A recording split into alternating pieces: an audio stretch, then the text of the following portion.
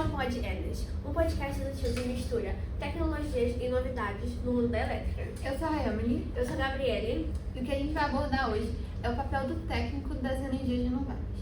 Mas antes da gente falar sobre o papel dessa profissão tão importante atualmente, é importante você saber o que são energias renováveis. Falando pontualmente, energias renováveis são aquelas que provêm da natureza e que não se esgotam tão rapidamente quanto as outras fontes que a gente tem, como combustíveis fósseis. Entre elas a gente tem energia eólica, solar, hidrelétricas, biomassas e por aí vai. Segundo o portal Sebrae, o Brasil é o segundo país do mundo onde detém a maior parte dos empregos de energias renováveis. Então a gente vê que hoje em dia é um segmento que está em alta e que tem muita busca, interesse sobre essa área, porque nem sempre tem informações sobre. Por isso a gente trouxe como convidado Gerson Guerra, que é bacharelado em História, engenheiro elétrico e um dos melhores professores aqui do Senai, se não o melhor. Além disso, é um ótimo marido e o pai de lindas 2 filhas. Pode falar, Jefferson. Olá, muito obrigado pelo convite. Estou lisonjeado de estar participando do podcast e a gente vai bater papo aqui, né? Conversar bastante sobre essa função tão importante e que está em desenvolvimento ainda. Com certeza. Primeiramente, gostaríamos de saber de como o senhor começou essa jornada profissional. O senhor sempre quis entrar na área de elétrica, porque a gente sabe que o senhor tem outras formações, outra faculdade. Então, me conte um pouco mais como foi, como o senhor chegou aqui, como foi esse caminho até aqui. Então, vamos lá. Curiosidade sobre aprender, né, as coisas, a desenvolver, a entender como as coisas funcionam, eu sempre tive, né? E quando mais jovem, eu comecei minha escalada profissional trabalhando no McDonald's, né? Então, muitos jovens naquela época trabalhavam no McDonald's, era um caminho ali, né? Recurso para poder ir, profissional, e lá fui eu. Então, trabalhando no McDonald's, eu atuei como treinador por boa parte do tempo, né? E depois de uns 6 meses, 7 meses mais ou menos, eu comecei a pensar na possibilidade de fazer uma outra coisa além de fritar hambúrguer, né? De fazer hambúrguer. Enfim, aí eu comecei a perceber o técnico de manutenção lá da empresa, né? Fazer a manutenção. E ele fazia uma série de reparos, acertava os equipamentos, fazia a manutenção. E eu achava aquilo magnífico, né? Eu era encantado por aquilo ali. Então eu pedi para o gerente para que eu pudesse acompanhar esse técnico, né? Aí o gerente ficou assim, né? Poxa, eu tinha uma outra função lá. Foi um pouco complicado, mas acabou aceitando. Então eu comecei a acompanhar ali o técnico, né? E ali ele começou a me mostrar um pouco da atividade dele. Eu me interessei demais, né? Só que tinha que ter uma base ali mais conceitual, mais teórica, que eu não tinha, e ele também tinha uma certa dificuldade, uma certa falta didática, né? Ele não teve uma formação para dar aula, né, nesse sentido. Então, ele pegou e fez o possível na época. Só que não foi o suficiente ainda para poder compreender tudo que ele estava de fato fazendo. Ele teve essa percepção, né, percebeu que precisava de repente de eu ter uma base mínima de elétrica, uma base mínima de eletrônica. Então ele me inscreveu no curso técnico de eletrotécnica. Eu comecei a fazer o curso, não sabia nem sobre o que se tratava o curso. Para mim, né, só cheguei lá e ele falou, faz o curso ali que é aqui que é o caminho.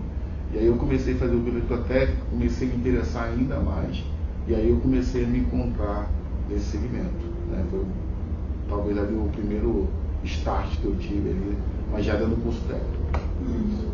E como é que foi a faculdade, de bacharelado em História? Que história é essa? Sim, o senhor começou assim, mas depois saiu da área, depois voltou de novo. Então, eu entrei no segmento lá de eletrotécnica, fiz o curso, e dali eu comecei, após o curso, procurar emprego, procurar trabalho, né?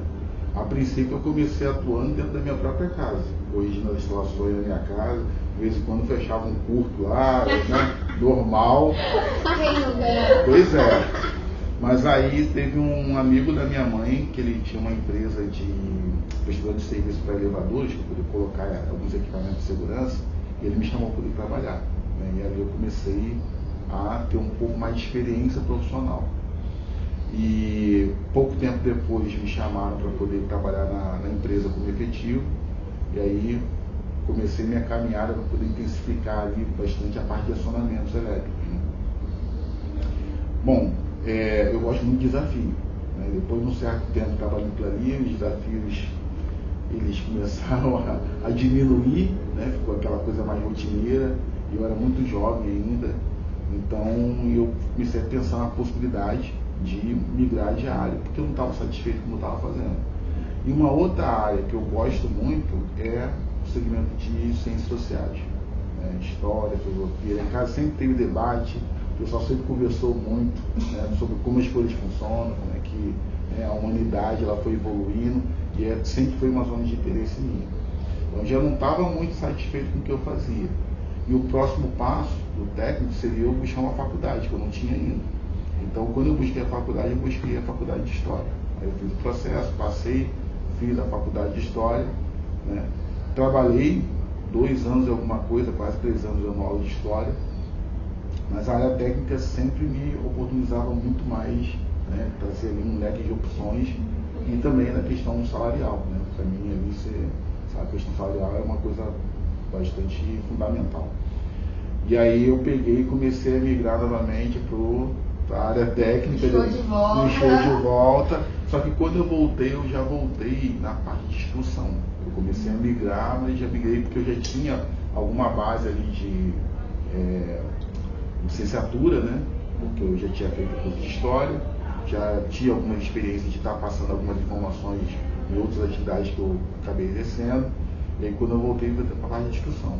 Aí eu voltei para a instrução e aqui estou, né? Até hoje. Firme e forte. E como que, dali do comecinho dessa entrada como instrutor, como você chegou ali no salto das energias renováveis? Como que é ser técnico de energias renováveis para você? Então, a área de energia renovável para mim começou como acho que a maioria do pessoal, porque ainda é uma coisa muito recente, né?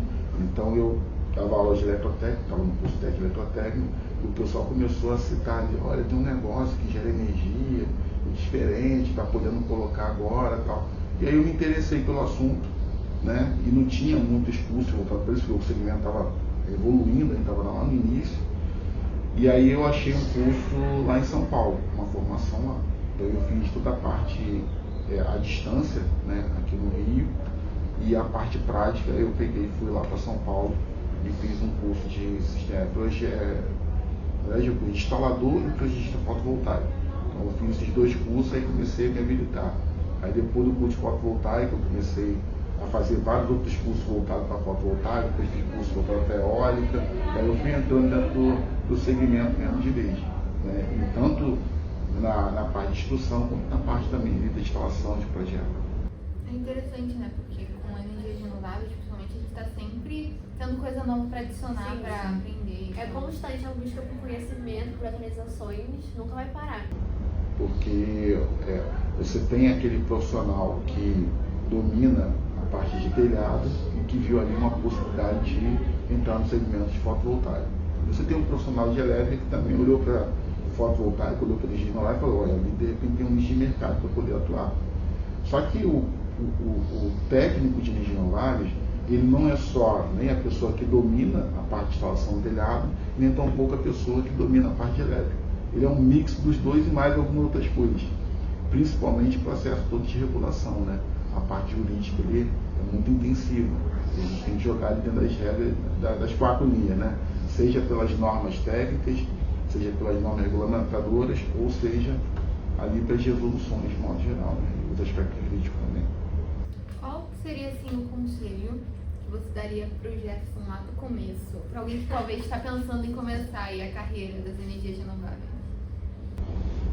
Olha, eu sou muito grato, sou muito orgulhoso da minha caminhada, né? Da onde que eu vim. Então, assim, a gente sempre pode melhorar, né? Talvez ali, eu sou meio, como é que é o nome que a pessoa fala? Não é turrão, não, teimoso. Eu sou bem teimoso. São todos adjetivos. Mas se eu tivesse talvez um pouco menos teimoso, assim, em alguns momentos, talvez eu tivesse ter algumas oportunidades, né? Talvez alguma oportunidade, elas passaram pela minha teimosia. Né? Então, acho que a escuta é muito importante. Você ter o ouvido atento, né, para poder aprender, para você reconhecer que de repente você não está no melhor caminho, né, ouvir uma pessoa que já passou por aquilo, ter um pouco mais de experiência. Então, acho que essa troca ela é importante. Então, uma das primeiras experiências que a gente teve com o senhor como professor foi no módulo de segurança e saúde. Só que a gente sabe que é um tema muito sensível de forma geral para a nossa sociedade. Segundo o TRT, tivemos 124 mil acidentes por causas elétricas no último ano. Então, para você ver como os números são abundantes e muito preocupantes para a gente. Qual a sua opinião sobre a importância da segurança nas operações, assim, no dia a dia das pessoas que mexem com elétrica? Então, a segurança é uma coisa muito importante. Infelizmente, as pessoas negligenciam bastante isso.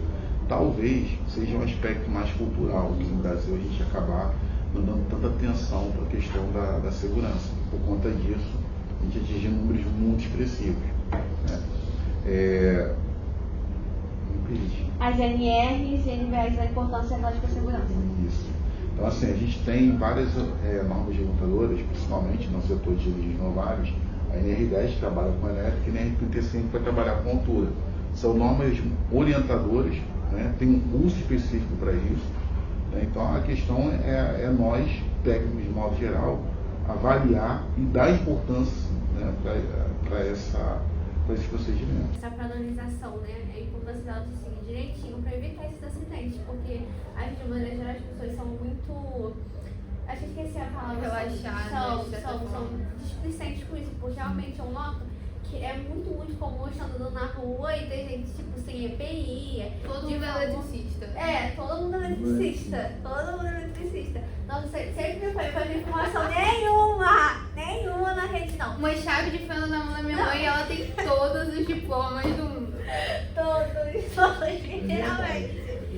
Ele faz emenda em extensão, desliga o disjuntor, faz as remendas dele. Eu acho que exatamente esse é o problema. A gente tem sempre aquele jeitinho brasileiro, aquelas remendas. Aquela confiança de que sabe o que tá fazendo. Mas é uma área extremamente perigosa, né? Porque a eletricidade você não consegue ver, ela não tem cheiro, né? Simplesmente ela está ali, né? E a forma de você conseguir trabalhar com a eletricidade é a partir do conhecimento. Então, o conhecimento faz com que você tome as ações necessárias, que você tome as precauções necessárias. É triste a gente, como eu falei, né, saber que ainda temos muitos técnicos, muitas pessoas ainda sofrendo a ação da negligência.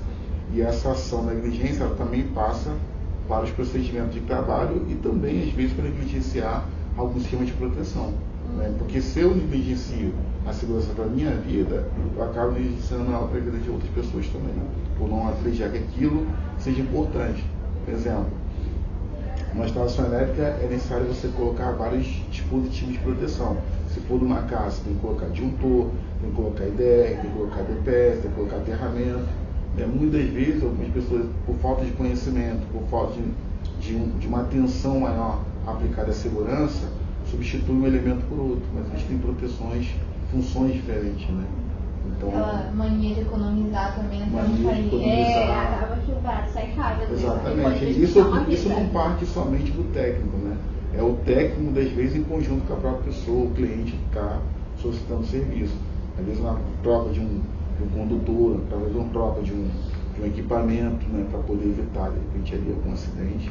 Isso precisa ser difundido ainda mais. Eu acredito que o técnico é o responsável, o principal responsável para difundir aquela informação. Porque muitas vezes o cliente não tem aquela capacidade, né, de avaliar o quanto é necessário uma troca, uma substituição, uma manutenção, uma corretiva, um procedimento, né? Então, acho que o técnico é o responsável para poder fazer essa orientação. Concordo com você. Falando um pouco das áreas que a gente pode trabalhar, né, como técnicos, a gente tem principalmente o dimensionamento, né, claro, e a gente tem também a instalação dos sistemas. Mas para além dessas duas áreas, a gente tem uma terceira oportunidade ali, que é a manutenção, né, o conserto, às vezes, a avaliação desses sistemas que já foram instalados. Inclusive, acho que é algo que você trabalha muito com a gente, né? Como avaliar um sistema que já existe e ver como melhorar ele.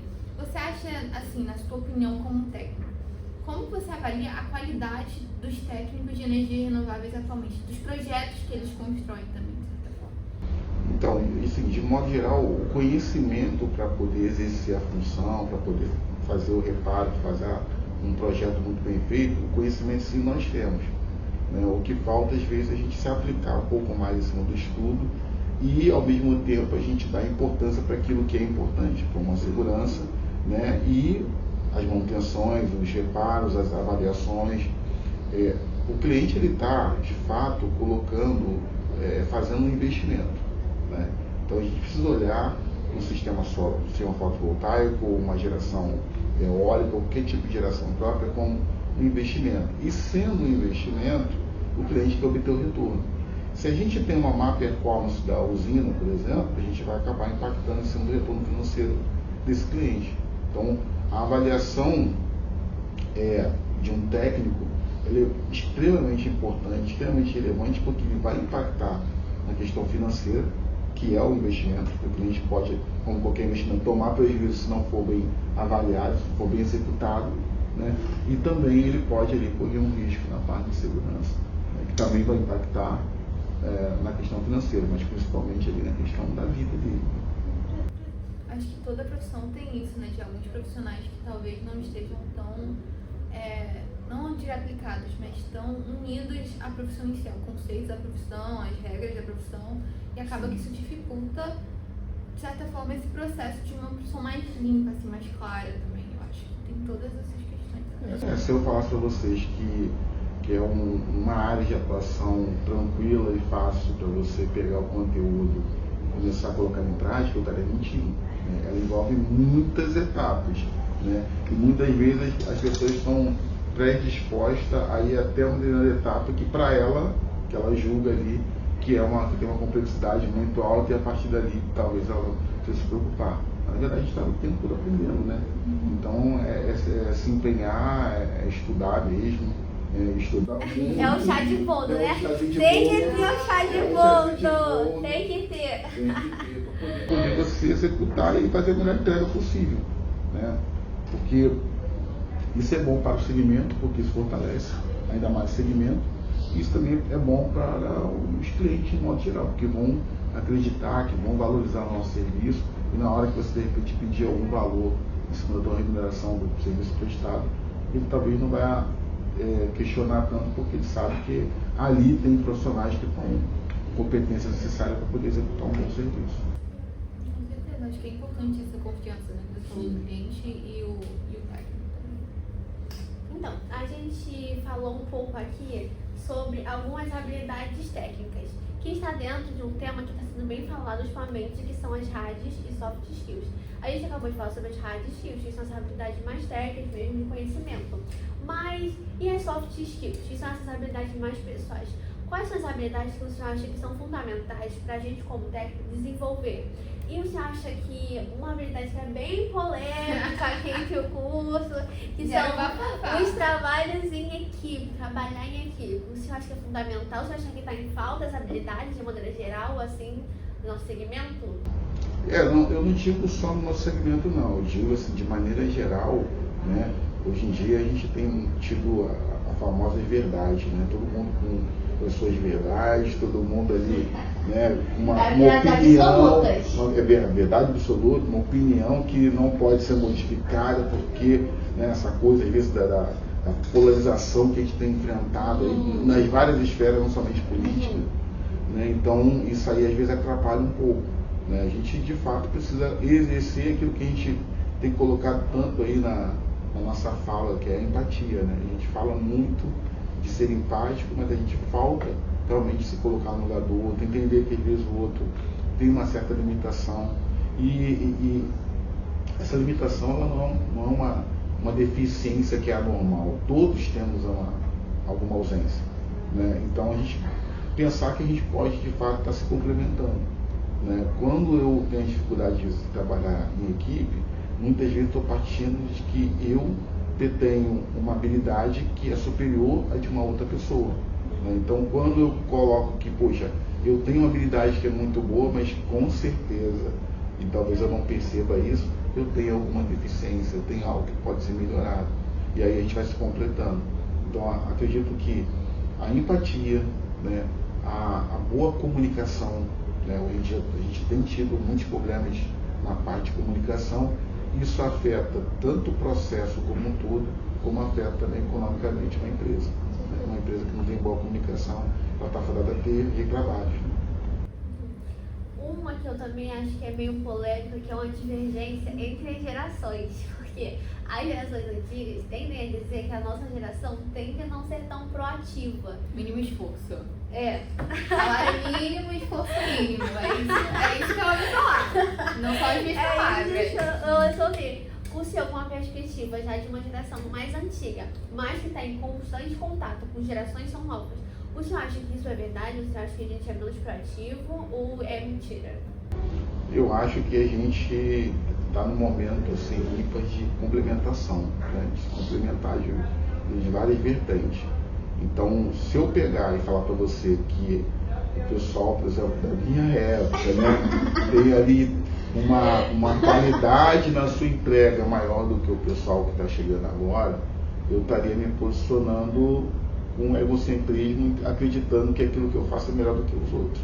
Aí eu voltaria o que eu acabei de dizer, né? E da mesma forma, do outro lado, né? Aquele jovem que, poxa, eu acho que eu domino todo o conhecimento e que aquela pessoa não sabe nada ou que ela é muito lenta, né?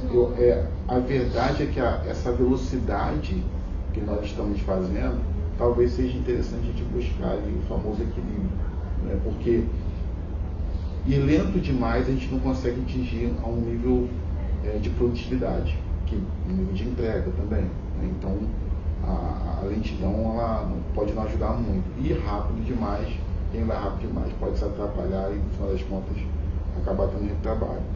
Eu acredito muito no valor do conhecimento, da experiência de cada um, né?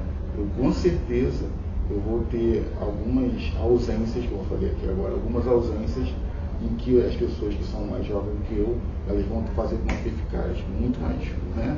Muito mais dinâmico, muito mais rápido, enfim, né? E com certeza eu acho que eu posso agregar em cima da experiência que eu tenho, né? Eu não consigo, eu não olho muito a perspectiva de que por eu ter de repente nascido lá no tempo passado, lá em 1900, né? Eu sou do 1900. Eu nasci lá em 1900, que eu não preciso me adequar ao mundo atual, porque o mundo que eu vivo hoje não é 1900. Nós vivemos hoje em 2025. Então, eu sou contemporâneo de 2025, né? Preciso estar me adequando em relação a isso. Mas eu não sou somente 2025. Eu também sou aquele Jefferson que nasceu em outro momento. Então eu preciso respeitar esse meu tempo, né? Assim como acredito que os jovens vão precisar também fazer esse papel de respeitar e entender que as coisas vão evoluir e nós somos um conjunto de todo o tempo, né, que nós estamos aqui. Eu acho que a gente tem que ter uma complementação. Acho que o jovem tem que olhar com muito respeito para a pessoa que é mais velha, como uma pessoa que já tem mais experiência, tem conhecimento para passar para aquela, e realmente olhar para a história. O que será do nosso futuro se a gente não olhar para trás? Da mesma forma que uma pessoa mais velha também tentar sempre se inovar e também olhar para aquela pessoa que é mais nova como alguém que ele também pode obter conhecimento. O nosso estudo é sempre uma junção de um realmente uma equilíbrio, troca, né? uma troca constante. Se a gente conseguir enxergar dessa forma, a gente vai conseguir chegar muito mais longe. A gente vai conseguir o melhor de cada um dos dois mundos. Eu acho que a inteligência artificial, na verdade, eu acho que ela mudou o nome só, né? Porque, de modo geral, a inteligência artificial a gente sempre, de alguma forma, teve, porque aquilo que a gente não dominava, né, a gente entendia como um avanço. Você não deu um nome para a inteligência artificial, né? Você deu o nome de repente, revolução industrial, alguma coisa nesse sentido. Mas que, de modo geral, né, ela está aqui, está presente e ela pode ser muito complementar, né? Se a gente avançou esse momento todo que nós estamos aqui como sociedade, foi em função desses avanços, foi em função de alguma tecnologia que foi implementada que trouxe melhorias, né? Eu posso, por exemplo, fazer uma manutenção no sistema fotovoltaico e fazer o içamento lá, né, subir até o telhado e fazer o reparo. Mas seria interessante, né, se eu tenho ali um drone que pode subir, fazer uma avaliação técnica, que seriam meus olhos ali colocados, né, a partir dessa inteligência, e eu conseguir fazer essa avaliação sem precisar subir no telhado. Consequentemente, eu vou poder reunir talvez uma quantidade de dados muito superior do que a minha subida ali, porque eu vou ter uma visão muito mais panorâmica, né, a visão do todo, além de que eu vou otimizar bastante o tempo, né, então se torna o serviço mais produtivo. Monitorar os sistemas de modo geral à distância é uma outra tecnologia que a gente está utilizando praticamente o tempo todo, né, que você consegue avaliar a saúde da usina e, consequentemente, fazendo ela tomar decisão. Então, a gente pode fazer isso de forma manual? Pode, de forma manual, mas é fato de que esse benefício de utilizar a tecnologia, ele traz desafios, né, por conta da questão da gente deixar de ter um número de pessoas para executar aquela atividade e passar, né, essa ação ali para a inteligência. E, consequentemente, às vezes ali um impacto na questão de empregabilidade, né? Mas a gente está vendo que, assim, eu estava lendo um estudo há pouco tempo que dizia que a gente vai ter, no setor de energias, acho que quase 70 milhões de empregos no mundo, né? Claro que 70 milhões de empregos vão deixar de existir, mas 170 milhões de novos empregos eles vão passar a surgir. E esse movimento, eu não acredito que seja um movimento de hoje, né? Ao longo da história nós tivemos isso em vários processos, né? Quando você estava lá na agricultura, e aí chega uma máquina, que essa máquina consegue pegar lá no nosso agro aí, né? Consegue pegar e transformar a produtividade, né? Você ter muito mais produtividade. Então o Brasil hoje já é, né, protagonista desse setor em função do avanço que teve da própria tecnologia. Então ela traz muitos benefícios, muitos benefícios. Eu estou encantada, para mim foi uma aula de filosofia essa pergunta aqui. Mas já como você estava falando aí um pouco sobre esses avanços do tempo, né, a gente sabe que assim, que a gente fala em qualquer profissão, a gente sabe que a tecnologia, ela emerge, né, em qualquer trabalho que a gente esteja, e nas energias renováveis não seria diferença, né, não seria diferente. Eu acho que se as energias renováveis existem, foi graças a esse avanço tecnológico. Eu acho que ultimamente não tem como falar sobre avanços tecnológicos sem falar de inteligência artificial. Eu acho que é uma coisa que é a pauta de 2025, né? Como que você vê, então, o uso da inteligência artificial dentro das energias renováveis? Você acha que é uma coisa viável, que é positiva? Você acha que isso pode afetar, talvez, empregos, né, dos técnicos renováveis? O que você acha? Eu acho que a inteligência artificial, na verdade, eu acho que ela mudou por nome só, né? Porque, de um modo geral, a inteligência artificial a gente sempre, de alguma forma, teve, porque aquilo que a gente não dominava, né, a gente entendia como um avanço. Você não deu um nome para a inteligência artificial, né? Você deu o nome de repente, revolução industrial, alguma coisa nesse sentido. Mas que, de modo geral, né, ela está aqui, está presente e ela pode ser muito complementar, né? Se a gente avançou esse momento todo que nós estamos aqui como sociedade, foi em função desses avanços. Foi em função de alguma tecnologia que foi implementada que trouxe melhorias, né? Eu posso, por exemplo, fazer uma manutenção no sistema fotovoltaico e fazer o içamento lá, né, subir até o telhado e fazer o reparo. Mas seria interessante, né, se eu tenho ali um drone que pode subir, fazer uma avaliação técnica, que seriam meus olhos aqui colocados, né, a partir dessa inteligência, e eu conseguir fazer essa avaliação sem precisar subir no telhado. Consequentemente, eu vou poder reunir talvez uma quantidade de dados muito superior do que a minha subida ali, porque eu vou ter uma visão muito mais panorâmica, né, a visão do todo, além de que eu vou otimizar bastante o tempo, né? Então se torna o serviço mais produtivo. Monitorar os sistemas de modo geral à distância é uma outra tecnologia que a gente está utilizando praticamente o tempo todo, né, que você consegue avaliar a saúde da usina e, consequentemente, fazendo ela tomar decisão. Então, a gente pode fazer isso de forma manual? Pode, de forma manual, mas é fato de que esse benefício de utilizar a tecnologia, ele traz desafios, né, por conta da questão da gente deixar de ter um número de pessoas para executar aquela atividade e passar, né, essa ação ali para a inteligência. E, consequentemente, às vezes ali um impacto na questão de empregabilidade, né? Mas a gente está vendo que, assim, eu estava lendo um estudo há pouco tempo que dizia que a gente vai ter, no setor de energias, acho que quase 70 milhões de empregos no mundo, né? Claro que 70 milhões de empregos vão deixar de existir, mas 170 milhões de novos empregos eles vão passar a surgir. E esse movimento, eu não acredito que seja um movimento de hoje, né?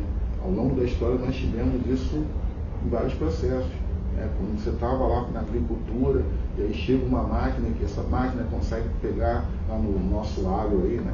Consegue pegar e transformar a produtividade, né? Você ter muito mais produtividade. Então o Brasil hoje já é, né, protagonista desse setor em função do avanço que você teve da própria tecnologia. Então ela traz muitos benefícios, muitos benefícios.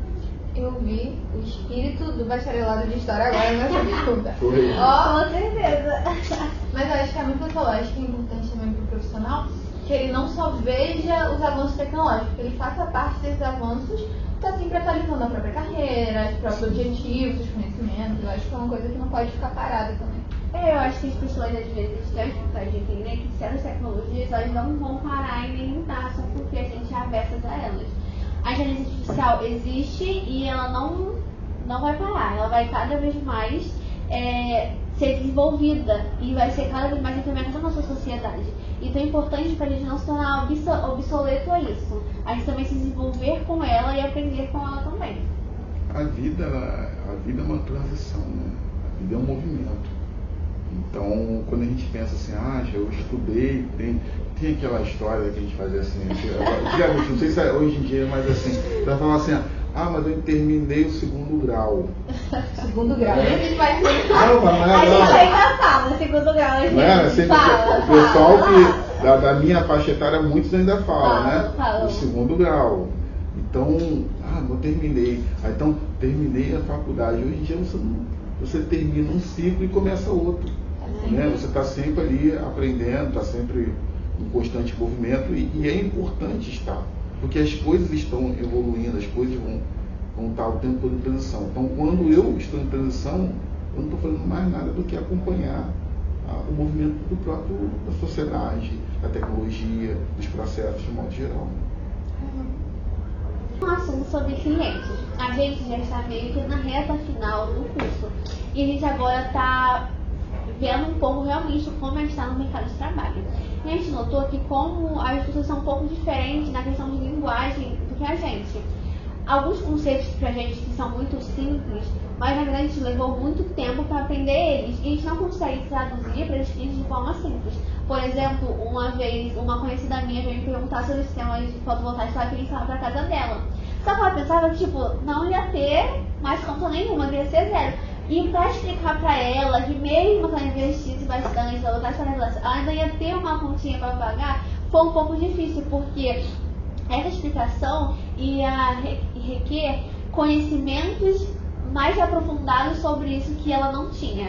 Então, qual ajuda que o senhor poderia dar para a gente ter uma linguagem mais simples para o cliente, esse contato com o cliente de forma geral mesmo? Então, tempos atrás, né, o técnico, de modo geral, o que ele era?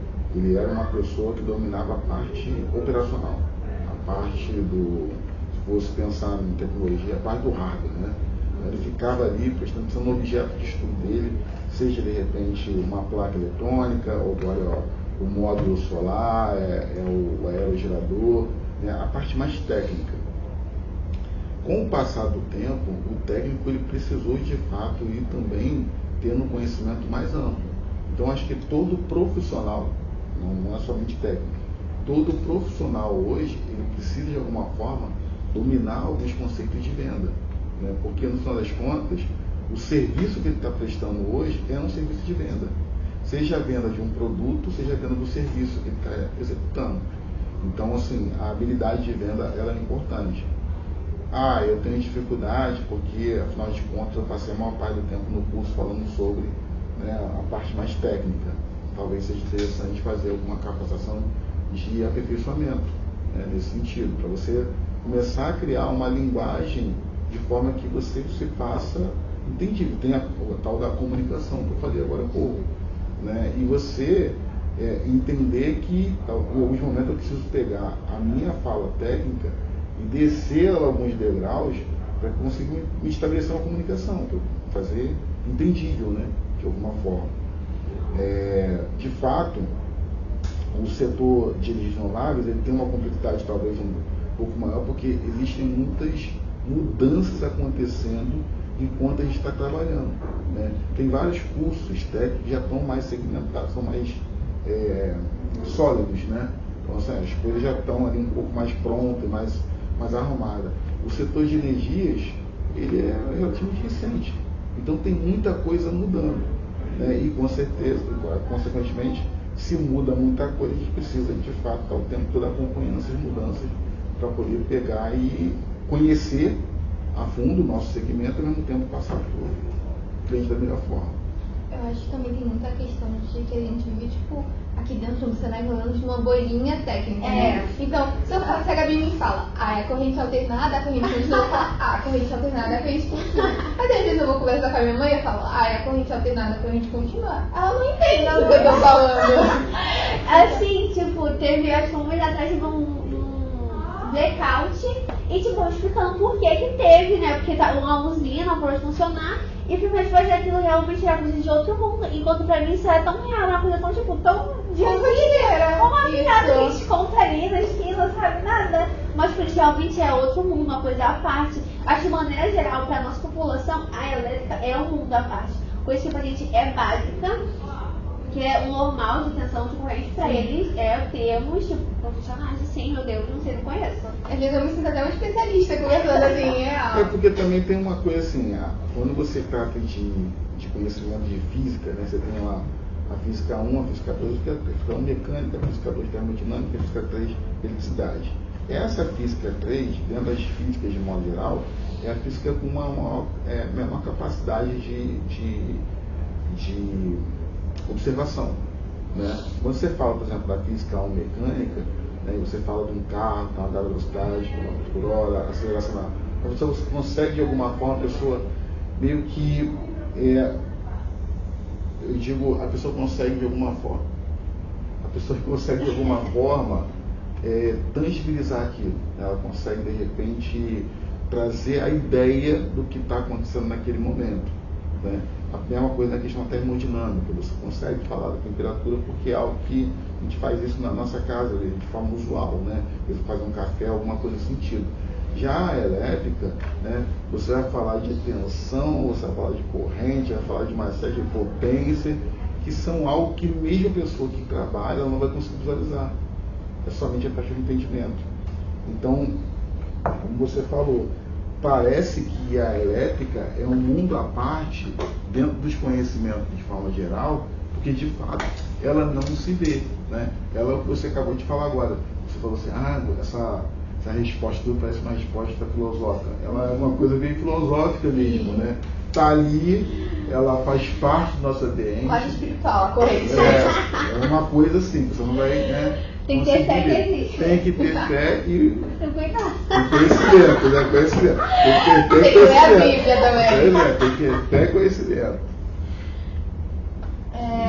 Eu acho que o último tópico assim, que a gente tem falado muito, a gente inclusive falou um pouco no último podcast, é sobre o paradoxo da descentralização, né? Então, conforme a gente tem as casas, as pessoas que consomem energia ganhando a sua autonomia energética, né? Então elas começam a ter as suas mini usinas nas suas próprias residências, a gente começa a ter um sucateamento do sistema elétrico que não está preparado, né, para essa inversão de fluxo, para essa nova inversão de potência de corrente, a gente não está se preparado para isso, né? Sim, e aí a gente tem o técnico aí meio que correndo ali, que nem uma ambulânciazinha, tentando reabilitar esse sistema, né? Consertar os problemas que ele consegue encontrar ali, tentando manter aquele ecossistema, de certa forma, funcionando, né? E foi uma coisa que a gente trabalhou em sala de aula, né, aqui no nosso curso de energias renováveis. E a gente pensou em diversas soluções, diversas alternativas, possibilidades. E agora a gente vai para a pergunta polêmica. Capciosa. Qual a sua solução? Qual seria a sua solução? Soluções. Ele falou que a gente foi 3, no mínimo. 3. Como técnico, né? Como uma pessoa que sabe tudo sobre, assim, você tem todos os recursos do mundo, tudo à sua mão. Como você tentaria resolver essa situação que está cada vez mais crescente atualmente? Bom, vamos lá, né? Eu vou propor assim algumas coisas que na verdade não são minhas, né? São um conjunto de ações que estão sendo tomadas no mundo de modo geral. O Brasil, em relação a essa questão do avanço da tecnologia, a gente sabe que a gente avança muito, temos avançado bastante, mas quando você faz uma comparação com outras potências, a gente tem algumas coisas para poder aprender. Mesmo no setor de energia, que é um setor que a gente tem avançado demais e se torna protagonista com uma maior parcela de matriz energética renovável. Ainda assim, o que o mundo, de modo geral, ele tem adotado, né? Primeiro, assim, é uma coisa que é importante, o processo de descentralização energética é algo que já acontece no mundo todo e no Brasil não está sendo diferente, né? Então, a descentralização. O desafio da descentralização, quando vocês citaram agora, né, sucateamento, né, a questão da inversão de fluxo, que foi o último tema que foi debatido no podcast, também é uma etapa que aconteceu em vários outros lugares do mundo, né?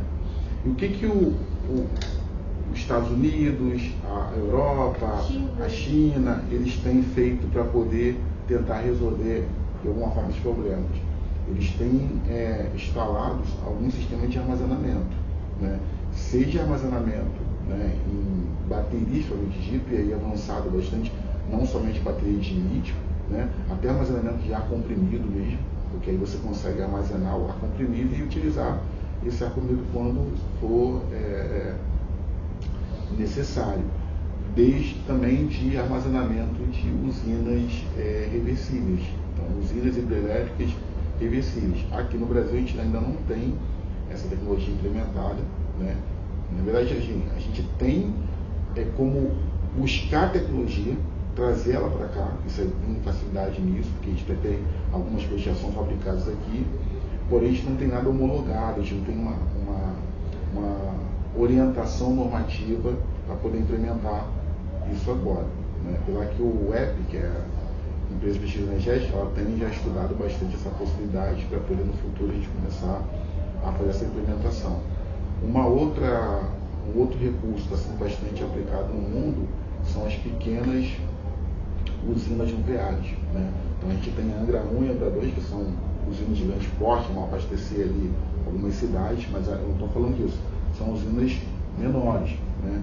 E uma outra possibilidade também que vocês, né, estão atuando, né, são os filhos de vocês, o filho de vocês, que é o conceito de micro-rede, né? Então é você colocar uma série de centrais geradoras e aquelas centrais geradoras de várias fontes diferentes abastecer, né, um dado perfil de cliente, né? Além desse conceito de perfil de cliente, essa micro-rede colocar dessa forma, são sistemas de micro-redes, ou seja, várias centrais de micro-redes descentralizadas, acompanhando também o processo de descentralização, aonde essas micro-redes elas vão ter uma certa autonomia, né? Essa autonomia vai fazer que talvez uma micro-rede possa vender energia de uma para outra e, consequentemente, você vai ter aquela descentralização em relação às grandes usinas. Então vai acontecer um mercado entre as micro-redes totalmente a par do que acontece com as operadoras. E aí talvez alguns vão falar assim, nossa, mas isso aí é muito evoluído para o que a gente está vivendo hoje. Mas se a gente olhar como é que as transações econômicas elas se deram ao longo da história, a gente vai perceber que existiu alguém que tinha uma necessidade e alguém que buscou satisfazer aquela necessidade. A maçã, né? Então, eu acho que as micro-redes estão olhando para nesse sentido, né? Nessa orientação, de ter ali pessoas que vão precisar de energia e pessoas que vão ceder essa energia, né? A gente vê o próprio Bitcoin, né, que é uma moeda descentralizada. Então, estamos tendo vários processos descentralizados e o conceito de energia não vai ser diferente, né? A gente tem tido algumas outras formas de descentralizar, né? E isso vai acontecer, está acontecendo, e a solução vai vir da própria sociedade, acho que de modo geral. Acho que o debate do papel do técnico nessas questões está realmente bem alto. Recentemente, no caso de ontem, a gente foi numa sessão de palestras falando sobre isso e o tema principal era o papel do técnico na transição energética. Então, o senhor, com essa bagagem já de conhecimento que o senhor tem e também com as palestras, o senhor acha que o papel do técnico na transição energética é qual? Ou são muitos papéis que ele pode desempenhar na transição energética? Porque a gente não vai atuar só na questão da descentralização, mas de forma geral, não só nas questões de energias renováveis, mas também na elétrica, né? Sim, eu acredito muito no papel do técnico. Acredito que o técnico, além da função de ser aquela pessoa que vai monitorar, que vai operar, que vai realizar o reparo, vai fazer a manutenção, ele também pode ser a pessoa que vai propor as soluções, porque ele está na linha de frente. Então, por estar na linha de frente, para eles, talvez seja algo mais sensível, né, de enxergar um problema e buscar uma solução para ela. Né? Então, vocês, por exemplo, que estão no curso técnico de energias renováveis, talvez sejam as pessoas de referências para poder olhar para os problemas dos mais diversos que nós estamos enfrentando, né? Que a gente pode olhar para o problema como problema somente, mas a gente pode olhar como desafio e a partir dali começar a encontrar alguns nichos de mercado para ele. A gente está tendo aí o conceito, aí, a prática da eletromobilidade, né, que foi colocado. Então está crescendo o mercado, né, mais carros, vão precisar de mais pessoas para poder implementar os eletropostos, mais pessoas para poder gerenciar esse eletroposto, para fazer a manutenção nos veículos, né, que não é igual a manutenção do carro a combustão, né, a parte do comissionamento que vocês já andaram trabalhando bastante, que é algo que vai minimizar uma série de impactos técnicos e econômicos também. Então, o técnico ele tem como agir e como atuar nos mais diversos segmentos. E também, né, na questão da comunicação, de levar essa linguagem mais técnica, né, para as pessoas de modo geral, para que as pessoas também consigam enxergar essa importância do técnico e do segmento. Porque se a gente fica na famosa bolha, né, como ela falou agora, as pessoas que estão lá fora, que é a maioria, nunca vão conseguir enxergar, né, a importância de você ter instalações bem feitas e técnicos cada vez mais bem preparados. Vão acabar só sofrendo os efeitos. Vão acabar sofrendo os efeitos desse problema. E para encerrar, qual é a mensagem que o senhor gostaria de passar para as pessoas que gostariam de ser futuros técnicos de energias renováveis? Pode falar aqui, ó, com o povo da telinha. Então, pessoal, estamos aqui no Senai Tijuca, né, convido vocês a fazerem o curso técnico de renováveis. É um curso amplo, é um curso que vai ter ali uma gama de possibilidades, né? Você vai trabalhar desde do conhecimento da elétrica, a operação, a manutenção, assim como conhecer também várias outras fontes diferentes, seja a fonte solar, seja a fonte eólica, biomassa, né? São segmentos que estão crescendo bastante. As grandes empresas estão olhando para esse profissional e estão buscando também esses bons profissionais para poder trazer ali as soluções adequadas para ela, tá bom? Então venham fazer o curso do Senai Tijuca, vocês não vão se arrepender. Forte No abraço. Senai Tijuca, tá? No Senai Tijuca, né? Senai Tijuca, vocês não vão se arrepender, tá bom? Forte abraço.